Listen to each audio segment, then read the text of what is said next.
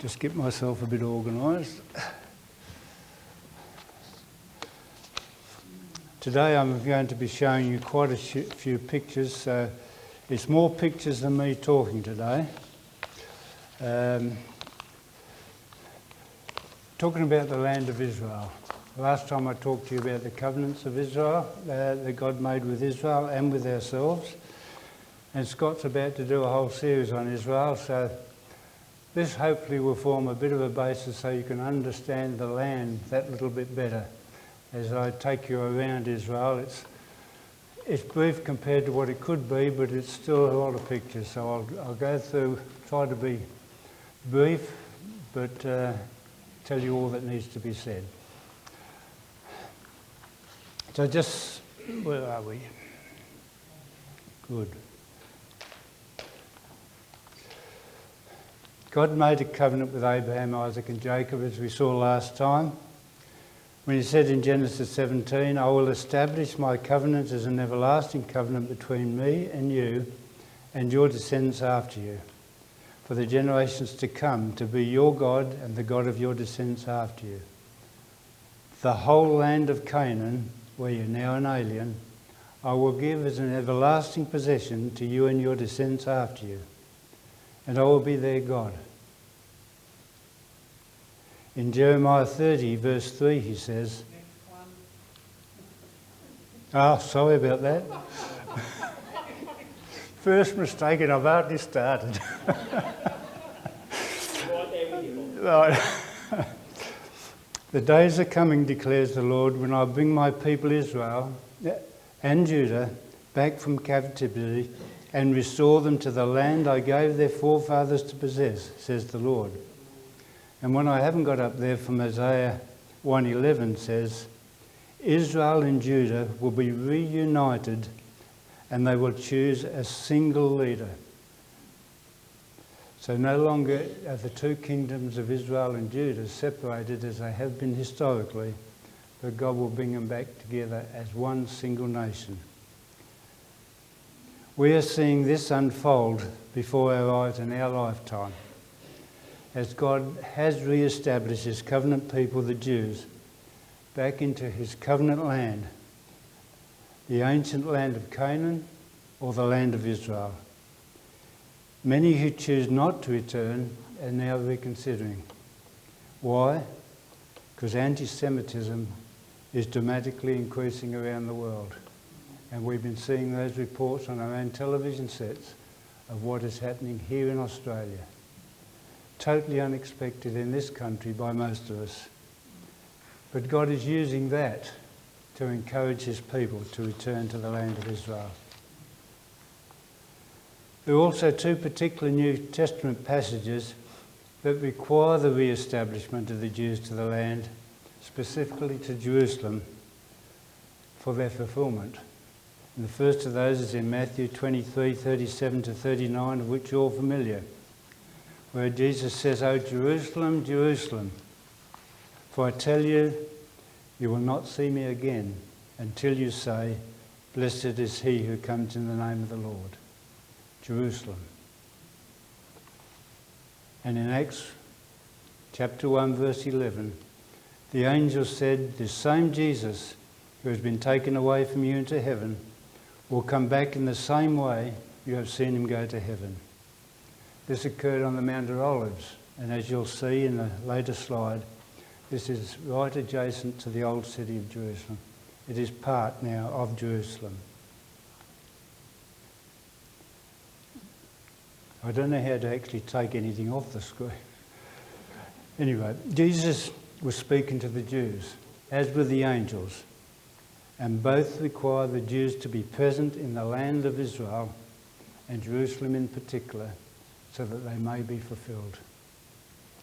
And it's important for Christians to have a basic knowledge of the land of Israel to appreciate what's written in Scripture, in both the Old and the New Testaments, and appreciate what God is doing today, even in the wars that are being fought.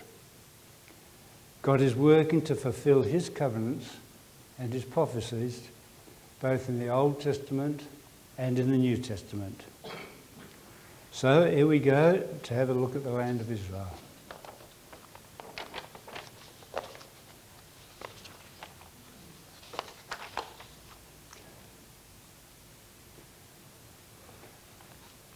That is the land of Israel as Israel was given the land of Canaan right from the very beginning. That's the distribution of the tribes. You'll notice two and a half tribes are actually on the right-hand side of the Jordan River, which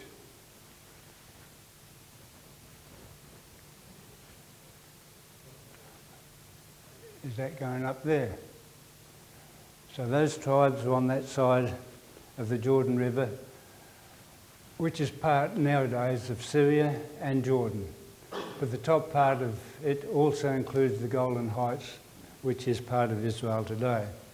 The other thing that you see on that slide is this area up here. Notice that's Tyre. That is Lebanon.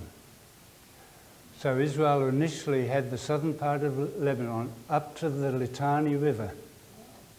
And the Litani River, if you've been watching the news with the agreement between Israel and Hezbollah, is that the 60-day ceasefire was so that Hezbollah had to remain above the Litani River. Not that Israel wants that land back again, they're not trying to do that, but they're trying to secure Israel as it is today.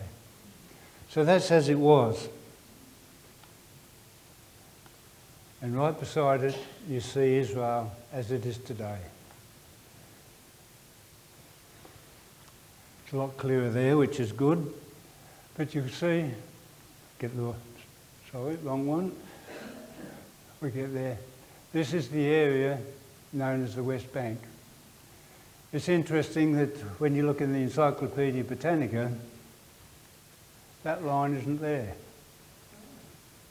Because the West Bank was actually part of Jordan until such time as the 1967 war, when Israel took that area again.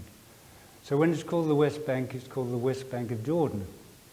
Today, Israel calls it, as it should be, Judea and Samaria, because it's part of ancient Israel. Also, you will notice Gaza on the side there, and it does not include at that stage the Golan Heights, which is now part of Israel.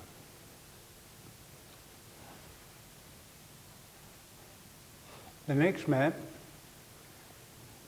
compares Israel to Tasmania.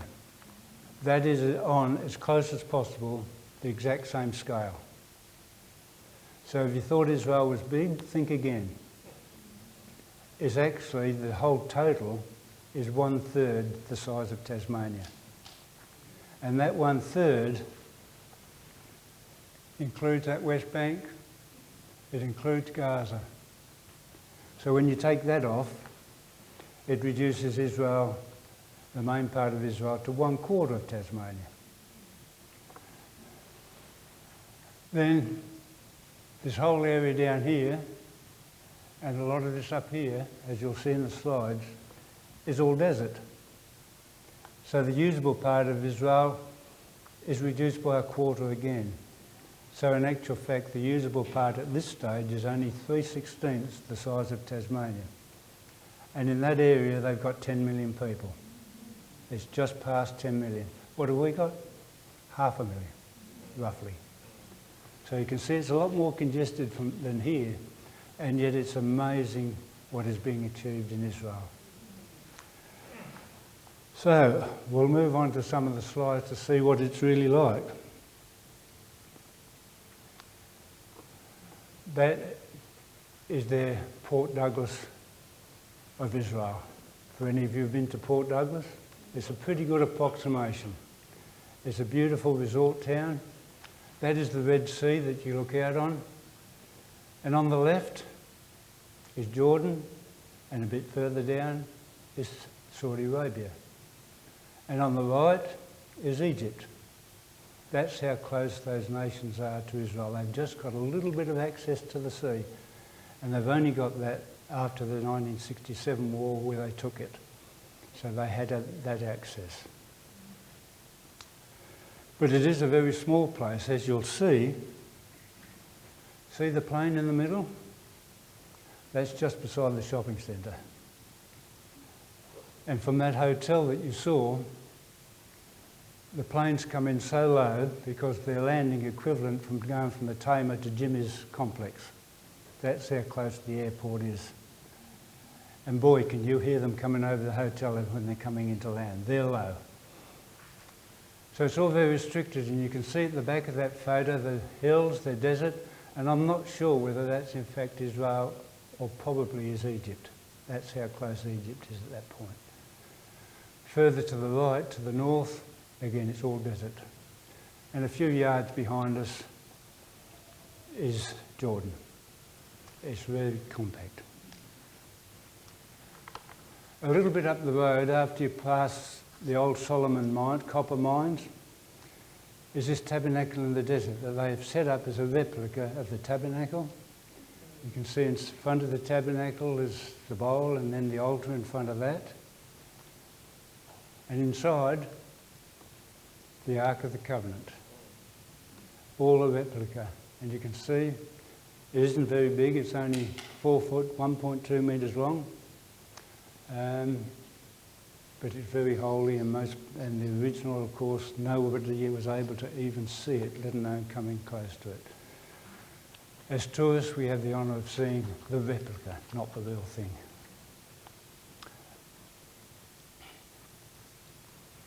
This is looking the other way. This is truly in the desert. That's just looking from the tabernacle to the oasis, and she's all desert all around.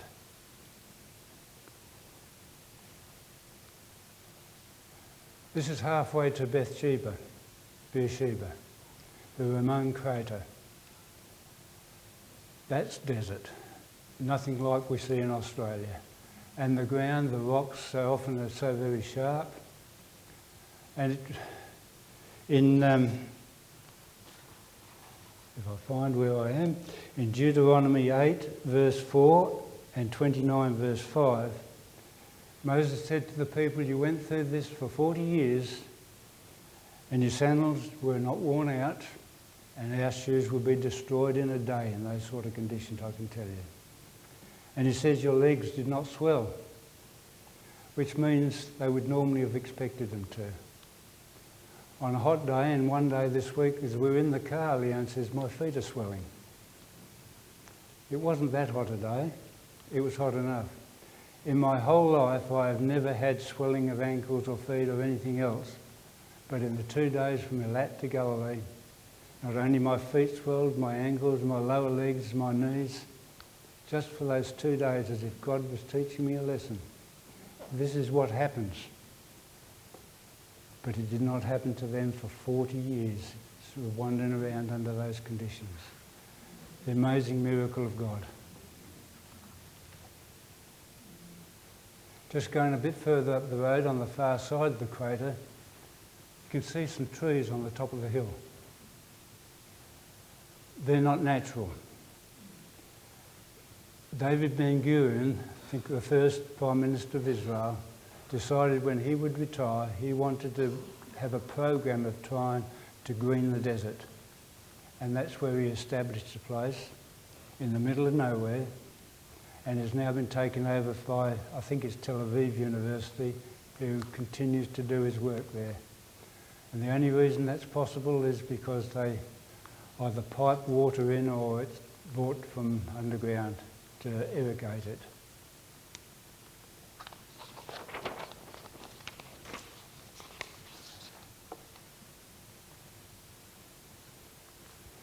The place in the middle there is Beersheba.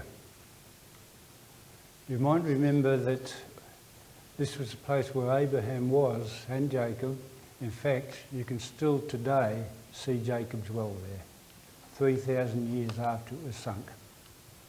So, but Abraham sent his concubine Hagar and Ishmael off into the desert, and it says they went into the desert south of Beersheba, and it took the angel of God to enable them to survive. That's how bad it is down there. And yet that red line down through here, is where the Anzac, the light horse, went down through the desert and back through there and took Beersheba from the Turks. And when you've been in that territory, you see what a remarkable feat that was. And Beersheba continues to celebrate what the light horse did there. It was in fact the act that began setting free Israel so that it could be re-established as a nation.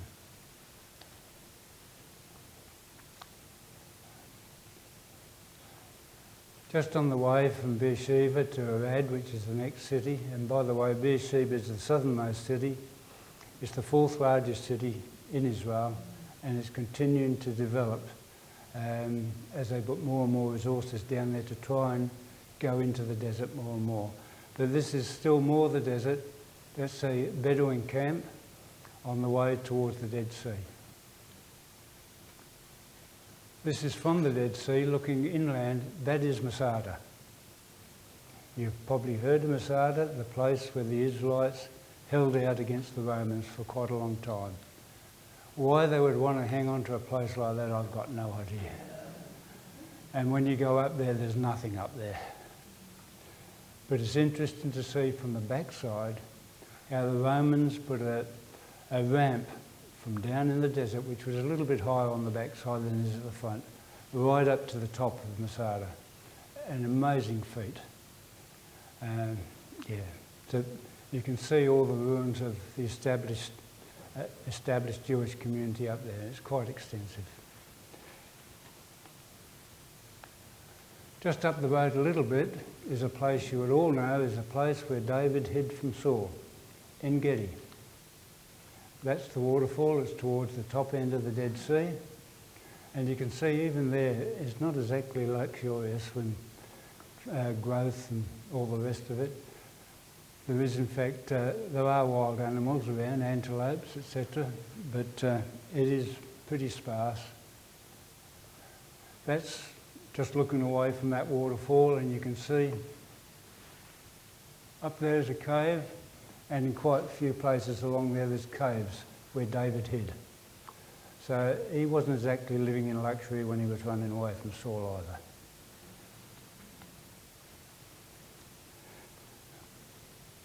Going a little bit further along the road, you can just see the Dead Sea there on the right-hand side, and the hills on the other side of that is Jordan. This is the road that runs all the way from Jericho down to Eilat. And if you think some of the roads in the back of New South Wales are boring, that's a boring road. There is nothing, not even the trees to look at. We go a little bit further north, and this is Qumran. Those caves again, whoops, get to the right. Where am I? Forward, no. Those caves up there, in various places along the hill there, is where the Essenes lived. They used to come down to their community, down which is fairly close to the road, and they had a set-up down there, and that's where the Dead Sea Scrolls were found. But the Essenes themselves spent the nights up in those caves. Again, it's all desert. It's a horrible place.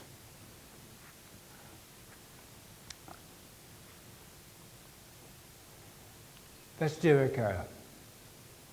In the middle of the desert again, you can see the hills behind, the Judean hills, they're all desert. Jericho is actually on an oasis, and that's why it exists. It is now one of the main centres for the Palestinians. One source says it's their capital, other sources say somewhere else is, but it is a main centre, and we did not go in. It's not encouraged for you to go in. Some do, but it's risky, put it that way. From Jericho to Jerusalem, the scenery doesn't change that much. That's actually a flock of sheep, would you believe it? Can you see what they're eating?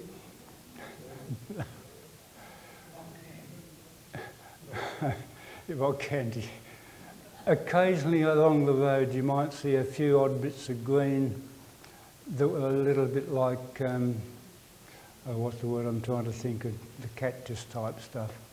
But boy, it's hard to see and it's very well sparse. And if they're eating that, I don't know how they exist, to be quite honest. Just a little bit up the road is their camp. There's a Bedouin camp. That's the way they live. Again, that's their existence. There's a few places now where they are establishing towns, but not many. They're still mainly in these camps. We're now halfway to Jerusalem, up the mountain. Again, all desert, sea level. You won't recognise the fellow standing there because he's so slimmer than I am today. So. Younger brother? His younger brother, that's right. This was 24 years ago, so. But that's sea level, and this is what we need to appreciate. From Jericho to Jerusalem is 1,230 metres difference in height. For the Dead Sea's minus 410 metres from sea level. Jericho is just marginally above that. You get to the Mount of Olives and it's about 820 metres. So the difference is 1,230 metres, and horizontally it's about 25 kilometres. So if you want to compare that, that's the same as going from Hobart City up to the top of Mount Wellington. The distance and the height difference is about the same. And this is the road that Jesus and the disciples took from Jericho to Jerusalem. This is the road of the story of the Good Samaritan. These are the conditions. It would take a fair while to hike up there.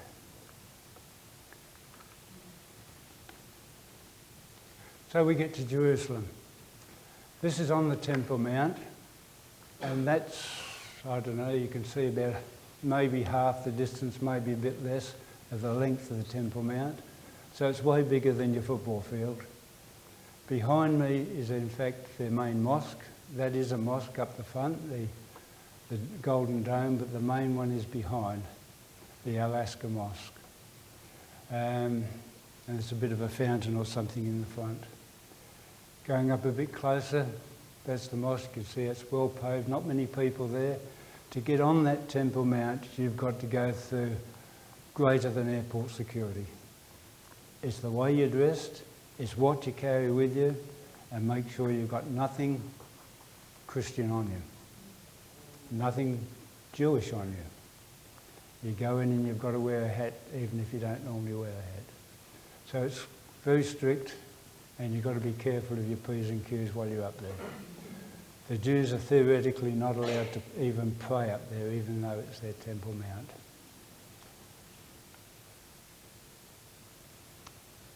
Just to the right of that photo, that's the inside of the Eastern Gate. And you'll notice it's sealed.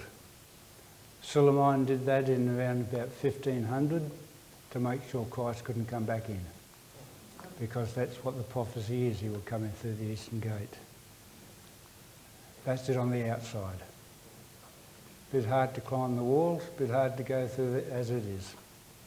The main entrance to that side of the city is actually just a couple of 100 metres to the right out the Lion's Gate.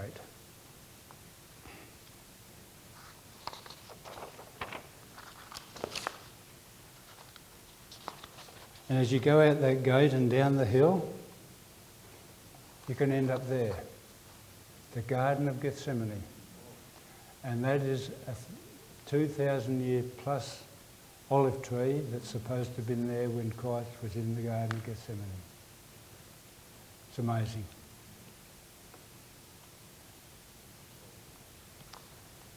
That is we've used an old photo there to show Golgotha. And if you look, you can basically see the eyes. Here some is the nose and the mouth down the bottom. Distinctively a skull. The reason we've used the old photo is because it is deteriorating. It was obviously even deteriorating at that stage, and the difference between when we were there, over 16 years it deteriorated considerably. but that is what Christians, the Protestant side of Christianity, regards as Golgotha. And a couple of 100 metres to the left of that photo is the garden and the garden tomb. That's the vicinity. You can actually come to the end of the garden and look at and see Golgotha. Totally different to where the Catholics have said in the Holy Sepulchre. When you go in there, it's horrible. That's my view of it. Some others might see it that way, but there's no way that that could possibly be, in my view, where Christ was crucified and buried. In that, there's a bit of a hill in the middle of the room, a rock, and between me, closer than from here to the back of the hall, there's a bit of a hole in the ground that's supposed to be the tomb. It's just not possible in my view. Anyway, that's me. Going into the city, the old city, this is just an illustration of the sort of areas in there. That's everything's quite hilly in the city. And this is going up, I think it's in the Arab Quarter, but you'll notice the steps, and there's ramps on the steps so that vehicles such as the one that you can actually see there has to come down the ramps. They're busy working there at the moment. And a lot of the streets are that wider and even narrower. There's very few that are wider than that.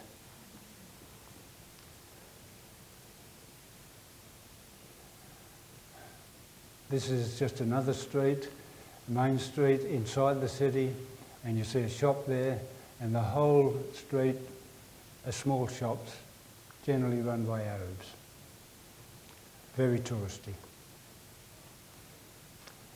This is from the old city of Jerusalem is divided into 4 quarters. There's the Arab quarter, which is the biggest quarter. There's the Jewish quarter, which is a little bit smaller. Then there's the Christian and the Armenian quarter. This is the road leading through the middle of the Christian quarter.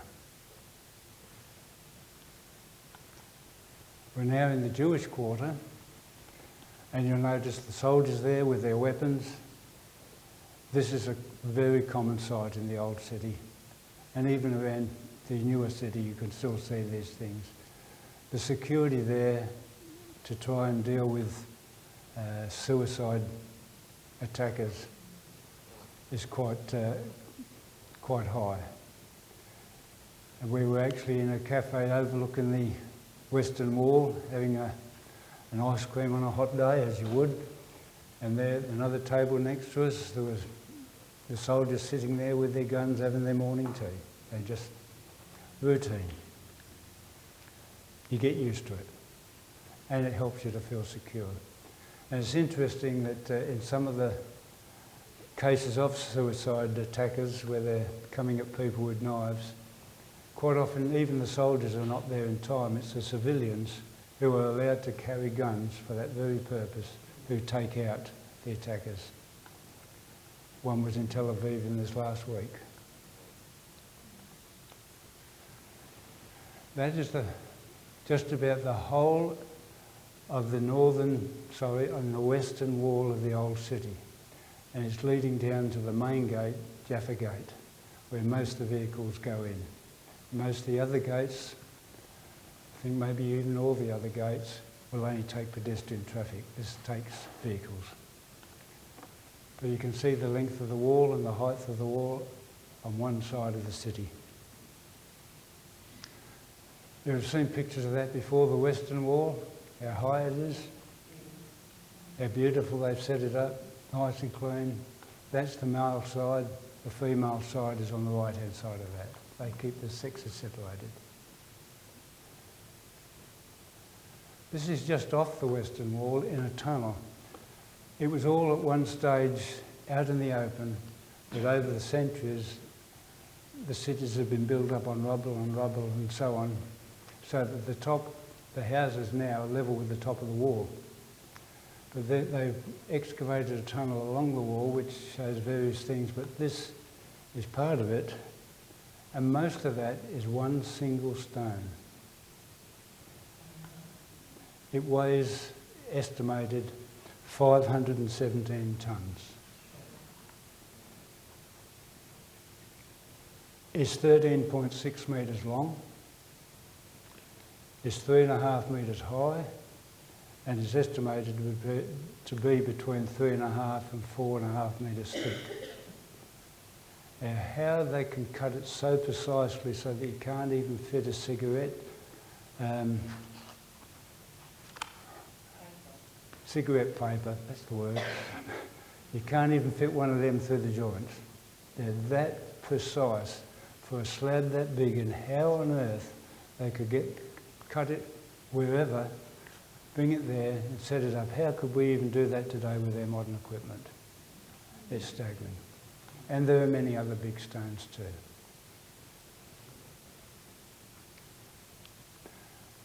That's the Herver Synagogue in the centre of the Jewish quarter. When we went there first time, all that was there was that arch. The Muslims, when they came from Jordan in 1948, destroyed that whole synagogue apart from the arch.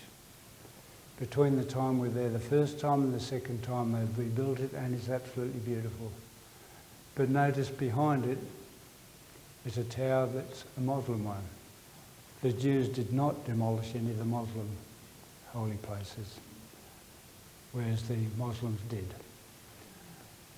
In Jerusalem,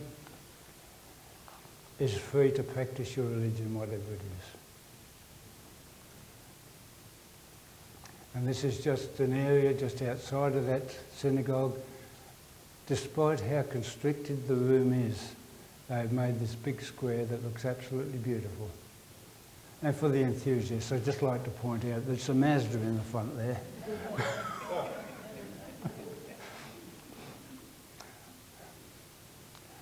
It is in fact a very beautiful place, work that they have done. They've done a lot of excavations and they've maintained all their archaeological places. Sometimes they've left them open, as they put in a new building, they put the piers around the archaeological place, left it open, put a shop centre on the next floor, and on top of that they've got all their residential stuff. They do not destroy their archaeological evidence. The old city, not the old city with walls, the old city of the Canaanites.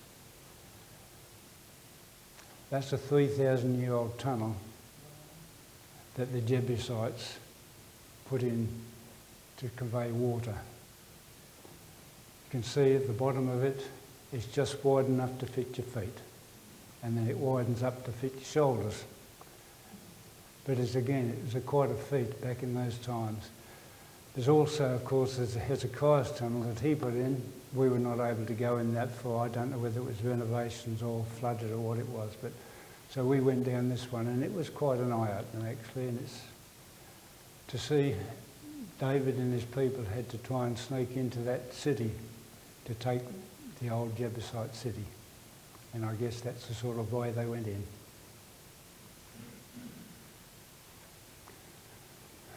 That's again the western wall, but notice those curved roofs is the security barrier to get in.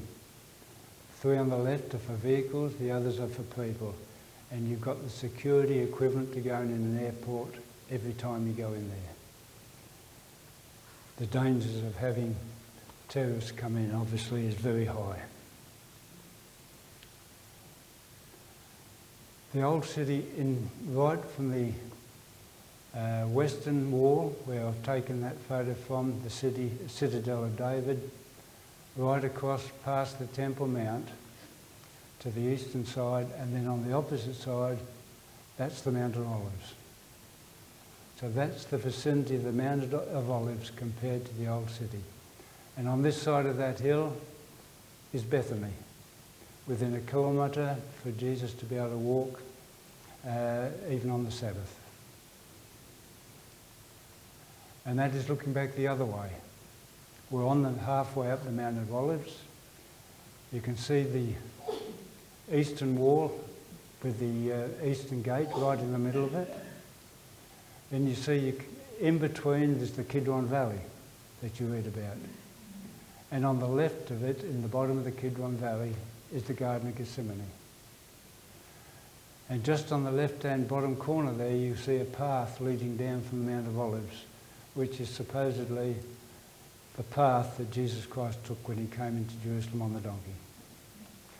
And even now, you can actually ride a donkey down there. They've got the tourist thing going, as they would.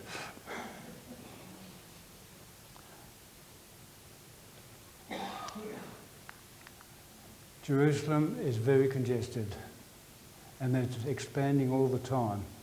And that is just a new area, and you can see how compact it is with all those buildings. They're all high-rise. You don't get your bungalows that we get here in Australia, when they fit thousands of people in a very small area, which they have to. But you can see it's not too... This is more on the eastern side, I think, and the ground there also is pretty horrible, very rocky. Now we come to the very important part. This is Young's Veggie Shed. Their market. And boy, do they have a great deal of things in those markets. They're grown in Tasmania. That's just a small sample. That is another part. You can see 4 fruits in there. And that one with my head stuck in it are lemons. Don't include my head with amongst the lemons. But that is there purely so you can see the size of those lemons. This is the sort of stuff they grow in Israel. It is amazing what they do. And when you see that, you can understand and believe how when Moses came into the south of Israel, 2 men had to carry 1 bunch of grapes. That doesn't seem that much when you look at the lemons of that size. Just a last look at the city, the modern city of West Jerusalem. It's the main street, Jaffa Road, running.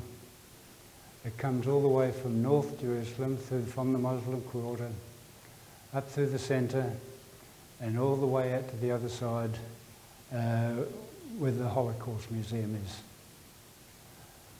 Very modern, very clean, very beautiful.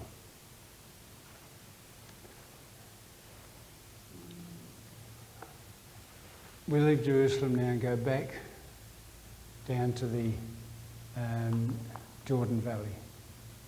You can see the row of camels there. Still can be pretty wild. The Jordan Valley is still very desert looking. In the middle of there somewhere is the Jordan River. When we think of the rivers, we might think of the North Esk, the South Esk or the Derwent. That river is no wider than my lounge room. You could an Olympic jumper could probably jump across it. So it's not as we imagine. Of course, when it was in flood, it was a totally different story. And that Jordan River, the distance between the bottom of Galilee and the top of the Dead Sea is about 100 kilometres. Even though the Jordan River seems to follow a straight line, it is so wriggly that it's 330 kilometres long. 3 times the actual distance between the two. But as you go further up the Jordan Valley towards Galilee, you'll notice they're the hothouses out amongst the terrible ground. Go a little bit further, same sort of ground, that's a date palm grove. And that is all watered with recycled water. Dates are the only food that will actually clean up the water if there's any impurities left in it and will not affect the fruit. So on all other food, they have to use clean water. Further up the Jordan Valley, you find now we're getting into good arable country. Despite all that, right behind me where I've taken the photo is still the Judean hills, but it's still desert. Golan, Galilee. That's taken from the top of Golan. That is the camp that we stayed at, Ein Gev. To the right of that, at the top end of Galilee, would be Capernaum. The reason Israel had to hang on to the Golan Heights, you can see that from this point, Syria was firing down on Israel into that, and as you'll see shortly, even to Tiberias on the other side of the lake. It was just impossible for Israel not to do something about it. But they did nothing. Children spent most of their lives in bunkers every night. Yes. Did you hear that? Children spent most of their nights in bunkers overnight because of the shelling. The top of Golan was pretty deserted before. This is what Israel has done to it. Brought in water, beautiful arable land. The northern end of Golan is still pretty sparse, cattle grazing and a military exercise area. This is looking back at Golan from Tiberias. So you get a better picture of that. You can imagine artillery on the top of those heights firing over Tiberias. It's a zoom shot. It's not as close as it looks, but it's still all too close. That's looking the other way, across to Tiberias. And that's on the lake with the tourist boats. Gets a bit rough at times. The night before we were due to go out, it was very rough, and Leon says, I'm not going unless it calms down. And just overnight, it came completely smooth, so we went out. But I can understand from what was said in the Gospels how it can be terribly rough, because the winds come down from both sides. It is in fact still well below sea level, and it's hilly all around, excepting the southern end where the two ends where the Jordan goes in and out. One of the sources of the Jordan, up near Dan, top end. And that's not the worst flood. It really does flood and put a lot of water into the Jordan for the Galilee. When we were there, the Galilee was down low because a lot of the water goes to Jordan as part of their peace deal with Jordan. And they will send water to Jordan even before taking it themselves. And so nowadays, they've actually got desalination plants along the coast, and I'm not sure where they've got to that point, but they're piping it so they can fill the Galilee from the sea if necessary, so that they've got no shortage of water at all.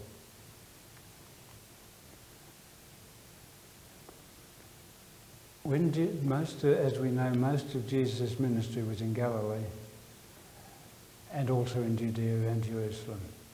But towards the end of his ministry, I believe to expose the disciples to what was outside of Israel, Jesus took them to two specific places where there were false gods. Sidon, that was renowned for its god, and here, Caesarea Philippi, Banias, the centre for the god Pan. And that is all part of the temple that's mostly destroyed now. That is the gates of hell, as I understood it. And what they used to do is a little bit like the witches in England. You toss them in, and there's a stream at the bottom. Just a little distance downstream, it comes out again. If they're alive when they got there, well, they've escaped the gates of hell, haven't they? If they didn't, they were unable to prevail against the gates of hell. So there's a few things that Jesus said when he spoke to his disciples there. One was the gates of hell will not prevail. On this rock I will build my church. Not that rock, a different rock altogether. But he also said, he asked his disciples after going through Sidon with their God and here with their God, who do people say I am? You can see the relevance of what is said to the places where Jesus was. And as we understand and as we see these things, we can start to bring alive the scriptures.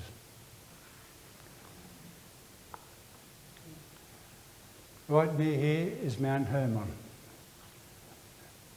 There are some who say that Jesus ascended another hill, whereas Mount Hermon is right near Caesarea Philippi, and is most likely that that's where he went up, in my view. This is from Dan, which is their most northern city, and you can still see evidence. There is a plaque there from the time of David that mentions David. So you start to get the relevance of the place to the scriptures. But this is actually looking across from Dan to Lebanon. And just as the Golan Heights, the Syrians would fire down into Israel, it's now got to the point where those hills are adjacent to the Hula Valley, where the Jews are, and they were firing down on Israel too. And they were planning to attack from those hills. And there's towns on those hills which are quite visible. In fact, through that valley, on the eastern side, they actually planted trees beside the main road so that they could hide the school vehicles from the Syrian shelling. And that's how close and how exposed they were. So again, the Golan Heights is very important as Israel hangs on to it, because it could happen again. This is in the same sort of area. It's a Druze village, and you can see they've had to, terrace their orchard, their apple trees. Very rocky, very hilly. Go a little bit further on and you can see the Syrian border with their security fence, and those buildings, and the tower down there is the UN, which is supposed to be separating the two. And if you listen to the Israelis, they say they're totally useless. And in fact, as they found with Lebanon, tunnels and set up for attacking Israel were placed in right near to the United Nations establishments. They had to know what was going on, and they did nothing.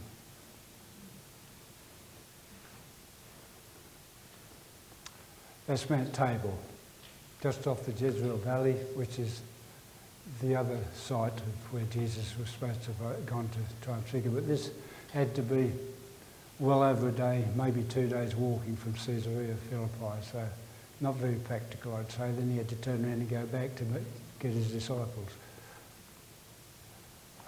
Again, another sea level sign, this time on the road from Galilee to Nazareth, because again, we're looking at the Sea of Galilee 200 odd metres below sea level, and Galilee probably about 400 metres above sea level. So as they walked from Capernaum to Nazareth, they had to climb up that 600 metres. That's going from the Tamar River to halfway up Mount Arthur. Similar sort of distance, similar sort of height. A new area being built in the Jezreel Valley, on the edge of the Jezreel Valley. You see, it's just shells. The whole town, and quite a number of these buildings, they're just shells waiting for the people to come, and then they'd fill them all out and fill all those buildings up. The Jezreel Valley, the place of the final Armageddon. But this is one of the first areas settled in Israel. It was a swamp, malarial swamp, and they came in and they drained it, and now it's an amazing agricultural area. But it's interesting, you won't see any of those big spray irrigation things that we see here in Tasmania. As we went along the road towards Megiddo, there was a field of corn that was just being started off, a big field. And there were Thai workers rolling out the drip irrigation beside each one of those corn plants. That's how they do it. They do not waste water, they cannot afford to. So that's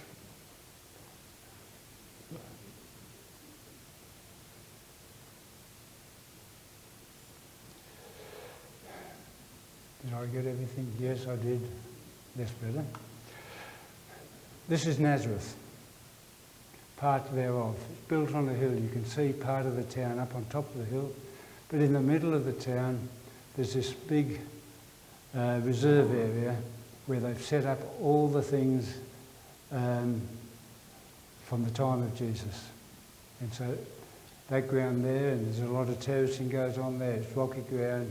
You can see the sort of ground that people were having to make a living out of. But there's a lot of things in that built up in that area.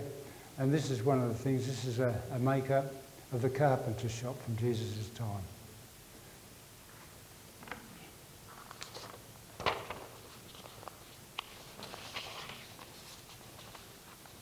We're getting near the end.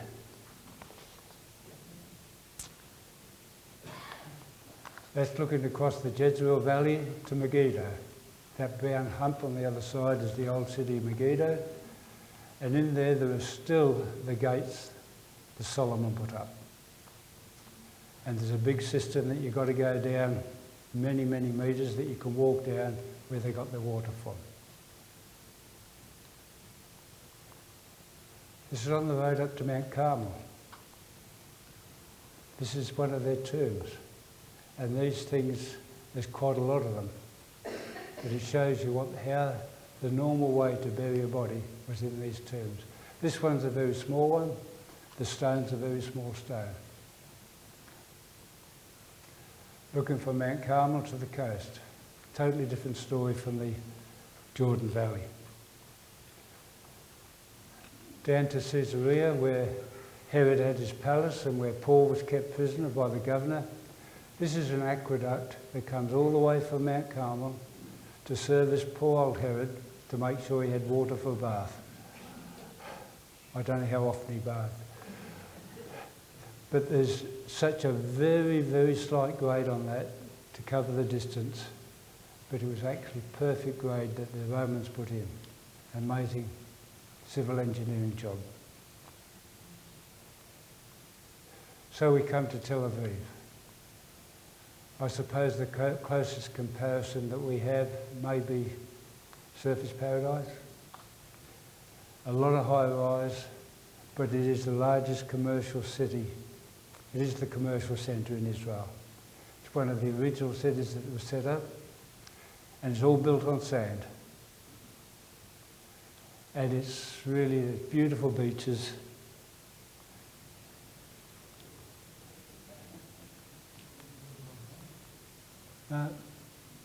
There we are. Two shots of it. This is actually from Joppa, just near Simon the Tanner's house, looking into Tel Aviv. So they're now one big city. That's the end of the pictures.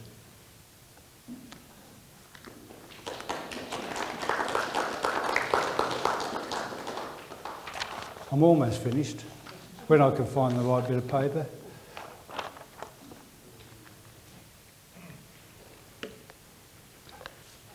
I just want to read a couple of passages of scripture from Isaiah 44,